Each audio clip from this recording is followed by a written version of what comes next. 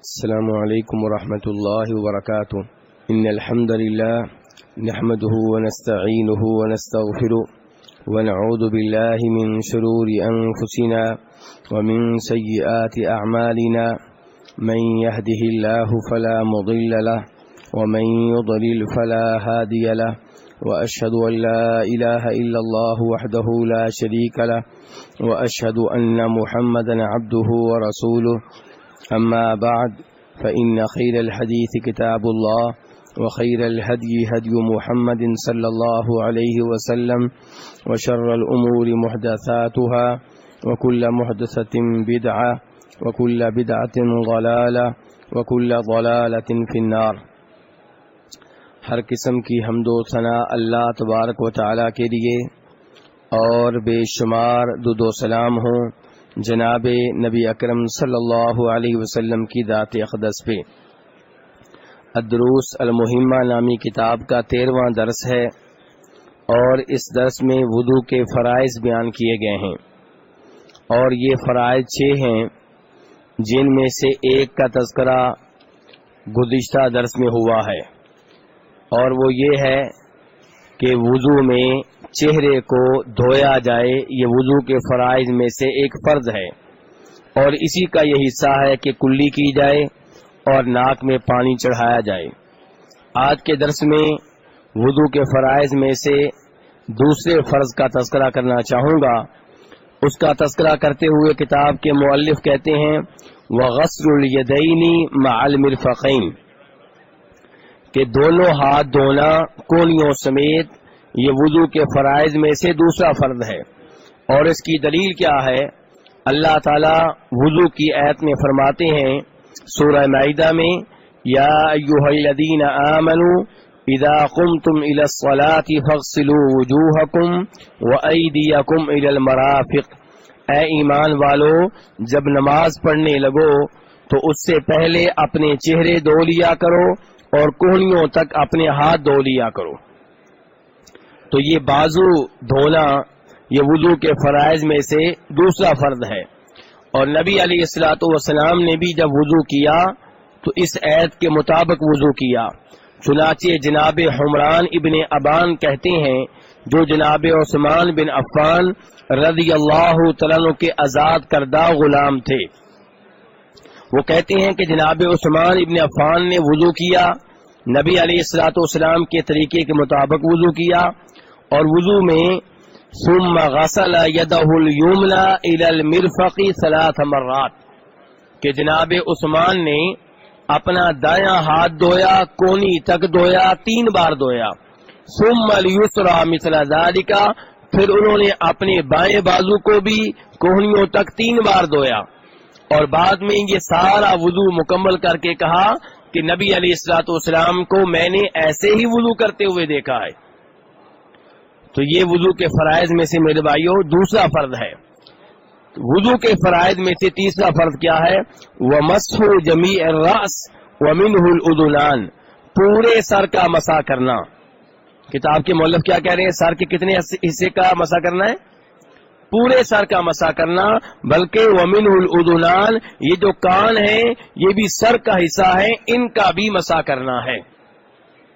یہ وضو کے فرائض میں سے تیسرا فرض ہے جس کا تذکرہ کیا کتاب کے مؤلف نے۔ دلیل کیا ہے؟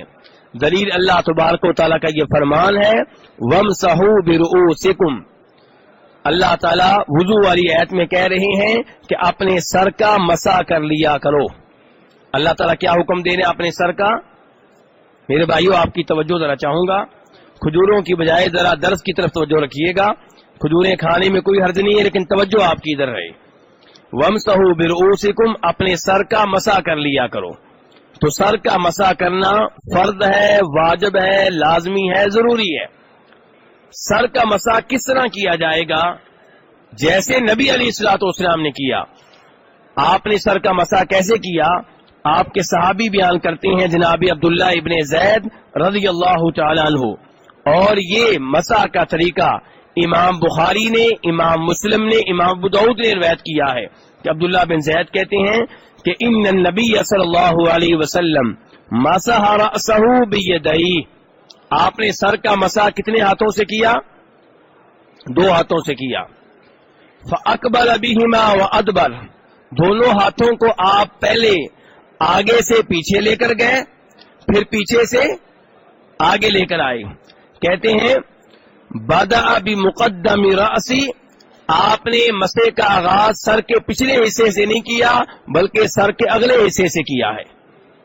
ثُمَّ ذَهَبَ بِهِمَا إِلَىٰ قَفَاهُ، پھر آپ اپنے دونوں ہاتھوں کو آگے سے گدی تک لے کر گئے. کہاں تک لے کر گئے میرے بھائیو؟ گدی تک. ثُمَّ رَدَّهُمَا إِلَى الْمَكَانِ الَّذِي بَدَأَ مِنْهُ، پھر آپ اپنے ہاتھوں کو پیچھے سے آگے وہاں تک لے کر آئے جہاں سے آغاز کیا تھا مسح کا. یہ آپ کے مسح کا طریقہ بیان کیا جا رہا ہے. یہاں پہ یہ بھی بیان کر دوں کہ کچھ لوگ، بلکہ بہت سے لوگ، اردو بولنے والے بھائیوں میں سے بہت سے لوگ سر کا مسح کرنے کے بعد الگ سے گردن کا مسح بھی کرتے ہیں. میرے بھائیوں، گردن کا مسح کرنا کسی صحیح حدیث سے نبی علیہ الصلوۃ والسلام سے ثابت نہیں ہے. امام ابن قیم رحمہ اللہ کہتے ہیں اس بارے میں ایک بھی ایسی حدیث نہیں ملتی جو نبی علیہ الصلوۃ والسلام سے ثابت ہو. اور امام نبوی کہتے ہیں اس بارے میں جو روایت آتی ہے وہ ثابت نہیں ہے بلکہ ضعیف ہے، اور اس کے ضعیف ہونے پہ محدثین کا اتفاق ہے. اس لیے گردن کا مسح کرنے سے اجتناب کیا جائے، سر کا مسح کیا جائے اور پورے سر کا کیا جائے. یہ جو کہا جاتا ہے کہ آپ چاہے سر کے چوتھے حصے کا مسح کر لیں، یہ موقف درست نہیں ہے. نبی علیہ الصلوۃ والسلام نے جب بھی مسح کیا ہے پورے سر کا مسح کیا ہے. اور اللہ نے جب کہا ہے کہ مسح کرو، اللہ نے سر کہا ہے، یہ نہیں کہا آدھا سر، یہ نہیں کہا سر کا چوتھا حصہ، اللہ نے کہا سر. اور سر کتنا ہوتا ہے ہمارا؟ جی پورا ہی ہوتا ہے. ایسے ہی صفا مروہ پہ جب آپ عمرے کے بعد بال کاٹیں گے تو یہ جو آپ نے عادت اپنا لی ہے، ایک بال ادھر سے، دو ادھر سے، تین ادھر سے، یا سر کا چوتھا حصہ، یہ موقف درست نہیں ہے. پورے سر کا مسح کیا جائے گا وضو میں. اور صفا مروہ کے بعد جب آپ اپنے سر کے بال کاٹیں گے تو پورے سر کے بال کاٹیں گے، چاہے ہلکے کاٹیں چاہے زیادہ کاٹیں، لیکن پورے سر کے. وَامْسَحُوا بِرُؤُوسِكُمْ، اپنے سر کا مسح کیا کرو. اس لیے میرے بھائی پورے سر کا مسح کیا جائے گا. اب یہاں پہ کانوں کے مسح کے تعلق سے کچھ گفتگو ہو جائے. نبی علیہ الصلوۃ والسلام فرماتے ہیں الأذنان من الراس، یہ دو کان جو ہیں یہ سر میں سے ہیں. یہ دو کان کس کا حصہ ہے؟ سر کا حصہ ہے. اس حدیث کو نبی علیہ الصلوۃ والسلام سے بہت سے صحابہ کرام نے روایت کیا ہے. شیخ البانی رحمہ اللہ نے اسے صحیح قرار دیا ہے اور اپنی کتاب سلسلۃ الاحادیث الصحیحہ میں اس کو درج کیا ہے. تو حدیث صحیح ہے کہ کان جو ہے یہ سر کا حصہ ہیں. اس کا مطلب یہ ہے کہ کانوں کے لیے، کانوں کے مسح کے لیے الگ سے پانی لینے کی ضرورت نہیں ہے. جس پانی کے ساتھ آپ نے سر کا مسح کیا تھا اسی پانی کے ساتھ آپ کانوں کا مسح کر سکتے ہیں. اب کانوں کے مسح کا طریقہ کیا ہوگا؟ یہ بھی صحابہ کرام نے روایت کیا ہے نبی صلی اللہ علیہ وسلم سے. اور اس حدیث کو امام ابو داؤد نے، ترمذی نے، ابن ماجہ نے روایت کیا ہے.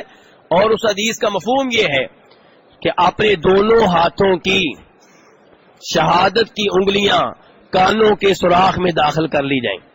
داخل ہو گئیں. اب ان دو انگلیوں کو باری باری کانوں کے راستوں پہ گھمایا جائے گا حتیٰ کہ یہ آخر تک پہنچ جائیں. یعنی کہ اندر سے آغاز کریں گے اور جو اندر کانوں کے راستے بنے ہوئے ہیں ان سب پہ مسح کرتے ہوئے آپ آخر تک پہنچ جائیں گے. اب رہ گیا کانوں کا پچھلا حصہ. تو کانوں کے پچھلے حصے کا نبی علیہ السلام نے مسح کیا ہے انگلیوں، ہاتھ کے انگوٹھوں کے ساتھ. یہ اس انداز سے، پھر اس انداز سے آپ کانوں کے پچھلے حصے کا مسح کریں گے اپنے ہاتھوں کے انگوٹھوں کے ساتھ. کان کے اندرونی حصے کا مسح کس کے ساتھ ہوگا؟ شہادت کی انگلیوں کے ساتھ. اور کان کے پچھلے حصے کا مسح ہوگا انگوٹھوں کے ساتھ. یہ ہے نبی علیہ الصلوۃ والسلام کا طریقہ. اس انداز سے میرے بھائیوں سر کا اور کانوں کا مسح کیا جائے گا. اس کے بعد باقی فرائض ہیں. ایک فرض کا تذکرہ میں نے گزشتہ درس میں کیا تھا اور آج کے درس میں 2 کا تذکرہ کیا ہے. باقی فرائض کا تذکرہ انشاءاللہ کل کے درس میں ہوگا. اب میں آپ کے سوالوں کی جانب آتا ہوں.